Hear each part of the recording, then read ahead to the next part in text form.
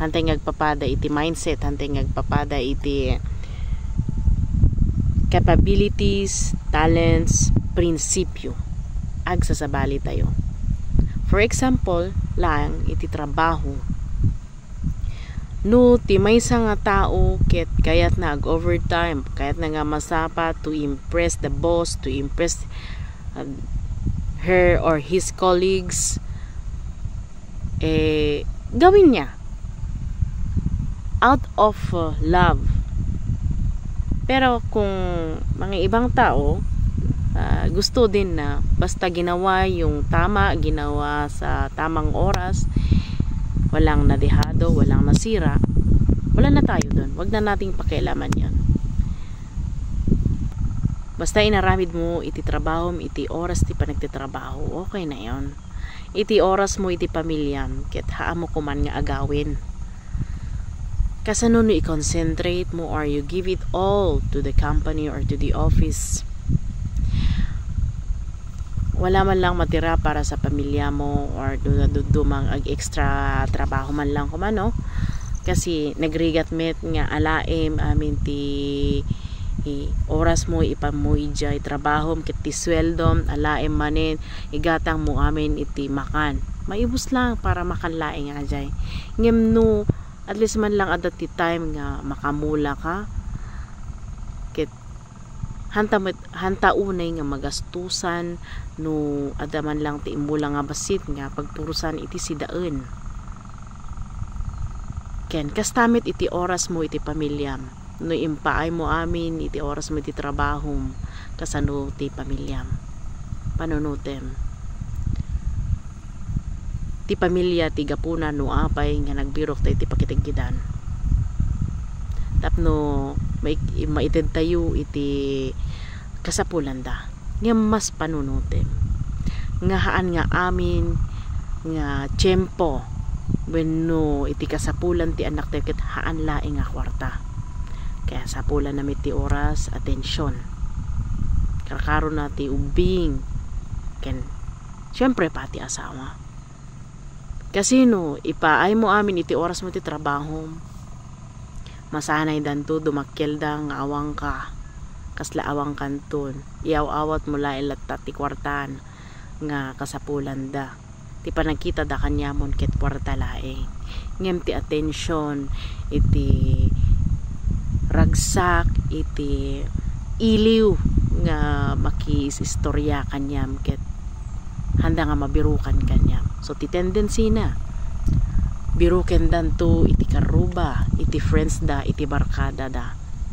So no anya iti araramiden ti barkada da, no mag-enjoy da nga uminom, when no malulong da iti droga, aje ti ka-enjoyan da, ije dando nga maperdi.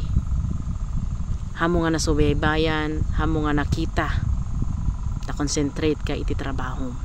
Kasmet iti asawam, agawid ka, nga nabambanog ka, hamo maited jay tiyempo nga basit nga tiyempo pag-istoryaan nyo wenno maited mo iti bakim kanyana nga kas may isang asawa pagbirukan nanto dayjay. Syempre baka iti karuba, iti kumare, wenno iti kumpare, wenno iti ex, nuhaan no naipaay mo amin iti tiyempo iti trabaho, kumusta mit iti pagyanam. Your comfort zone is your home. Naurnos ba iti pumanaw ka? Naurnos ba no agsubli ka? Wenno kaiwara nga panawam, kaiwara latamanen nga pagawidam. Idinto nga isu ti pagaw-awidam, isu ti comfort zone mo, isu ti pagin-inanaam. So you have to fix as a parent or as a mother, lalo na sa mga ina, working mother, kailangang malinis ang kapaligiran, malinis iti arwaten dagiti anak. Kasano tayo nga arami din ajay, no amin nga tiyempo tayo ket ipaay tayo, trabaho tayo, tapno ma-impress tayo iti colleagues tayo, ma-impress tayo iti boss tayo, ma-impress tayo iti opisina tayo. Ngem no iti pamilya kit na perdi, adda ba ti maaramidan ti boss mo, adda ba maaramidan iti kumpanya, ti maitulong dalang kanyam ket simpatya. No man nagkasakit ka gapo iti trabaho, adda ba maitulong da kanyam financially, adda ngem iti agrigat para kanyam ket iti pamilya, anak mo, asawa. No adda man nangyari iti balayo ang naurnos when no, it's not good to be nga paghanga napintas nga pag-aawid anti balay mo, adda ba pakialam ti boss mo, adda ba pakialam ti colleagues mo? Wala. Ang pakialaman nila kung ano lang ang ibibigay mo, wala silang pakialam kung ano ang maibabalik sa'yo.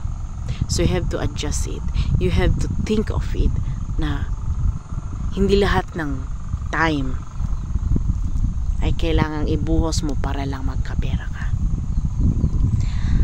The need of your family is your attention, your love. Ito'y para iti kapanunutan, iti may isang asawa, may isang anak. Kailangang balansehin mo ang oras mo. You have to do it 100% sa trabaho, hindi 200%. 100% sa pamilya, 100% sa trabaho. Ngem no inagaw mo iti trabaho, ti oras mo iti trabaho para iti pamilya, siguro hindi na 100% yun. It's more than 100%. So, salamat sa mga nakinig, and God bless everyone.